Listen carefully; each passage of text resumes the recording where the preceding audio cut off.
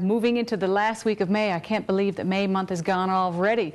Over the weekend, last week, the Trails, Tales, Tunes Festival in Norris Point had fabulous success, and we are going to find out tonight about a couple of more festivals that are going to be going on here in the western part of the province, so stay tuned. But before that, have you ever thought about your face? If your face tells a story, does your face depict something about you, something about your background? Well, there's a local artist, Phil Robbins, who is a little bit fascinated with people's faces, what they mean, what they can tell us. And he has just started putting together the beginnings of an exhibit called Faces of Newfoundland. Well, it opened up last Thursday evening at the JL Gallery on West Street. And I spoke with Phil earlier today about this exhibit, why he took pictures of these people's faces, and what he's hoping to learn from it all. Here's Phil Robbins. Phil, last Thursday night here at the JL Gallery, your Faces exhibit opened up. Now tell me a little bit about this exhibit. What fascinates you about people's faces and why you wanted to photograph them and then blow them up larger than life? Well, I think as an artist, we always kind of look at people around us and things. Faces are one of the easiest things for someone to look at and to document. As human beings, it's how we recognize each other and how we relate to each other. But the reason I picked them is because basically I was trying to figure out a way to tell a story of the geography of Newfoundland, like basically a journey. I wanted to journey to 3 specific towns, Corner Brook, Fogo Island, and St. John's, and then back. And basically the challenge was to try to document the history, geography, and the culture of a place using nothing but faces. So I intentionally used a portable gray background to eliminate any background. So I didn't want to give any hints of where the pictures were taken. I'd leave that to stories and graphics and things. But I wanted all the pictures to look very similar, and then for the thing that really stood out to be the people featured. So in each picture, it's the people, the eyes, the wrinkles, the hair, all that stuff that is the focus of the picture, for lack of a better word. So then does it become the task of the viewer in looking at these photos to figure out who they are, what their story is, where they're from?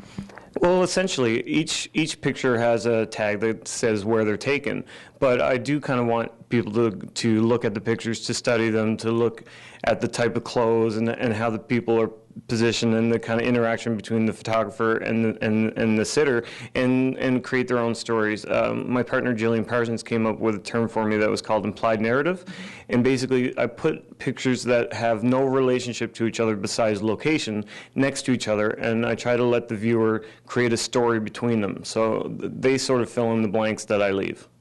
They're all very natural. I mean, there's no airbrushing or anything going on with these. And I guess the nice thing about that is that you are capturing people in their real environment. It's reality rather than posed and perfect lighting and airbrushing. Tell me a little bit about that. Well, I guess there's a couple reasons for that. First of all, I studied photography at Grenfell, and I tend to think that airbrushing doesn't really help. So I tend to be more of a naturalist in that perspective. But when it comes to faces, like I was telling you earlier, I sort of think that people earn their face and earn the lines in history. So I wanted that to be the focus. And then the moment you airbrush that out, you have a lot of people who look the same, who are very uninteresting, and there's no engagement with it. Because the popular trend right now in photography, especially in like glamour photography, is to really make people look their best, but maybe not necessarily like them.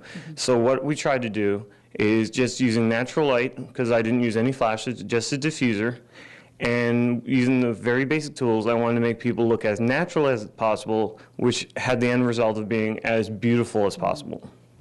Phil, there's an interactive element of this exhibit as well. Tell us about that. Okay, for each, in the exhibition I have put on the wall what are called QR codes. They're basically like barcodes that you can scan with your smartphone.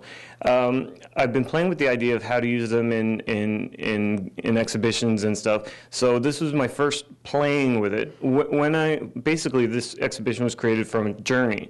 So each day along the journey I made a little video diary entry, for lack of a better word, only a couple minutes long, taken on a phone and then uploaded right away. So those links are now transcribed into the QR code. So you scan them with your phone, it brings up a YouTube link, and you can watch the daily entries. What I would like to see happen with my use of the QR codes and interaction is for maybe each picture to have their own code, and then a story either be told or taken to another website. Or like I was saying, there's a picture of a boat builder here. Maybe I could include something like a video of him working, a story of his, something mixed in. So it's only the very beginnings of an interactive exhibition, but it's really getting my synapses going. And it creates a wonderful opportunity for people's creative genius as they come in and look at this and what they think it could be, and then they can go find out what really is the story. Yeah, exactly. Basically, during the opening, we put up the QR codes, and some people are like, "Why is he putting up like fingerprints or what are those?" Because they're squares; they don't look like barcodes. So then John Reed, who's actually featured in the exhibition here, he whipped out his BlackBerry and he's like, I can show you what these are for, because I didn't really want to explain it too much. Maybe I leave things a little too vague, but I wanted. But he took out his phone and he was showing everyone how to, download the QR code apps.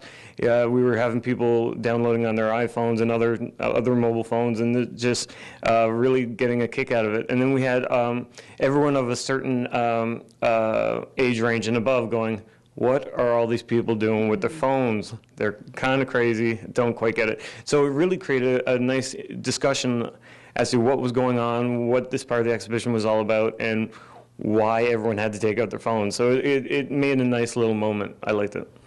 All right. Well, Phil, congratulations on this. It's a very interesting beginning work, and we certainly look forward to seeing what happens with this as you continue to develop it.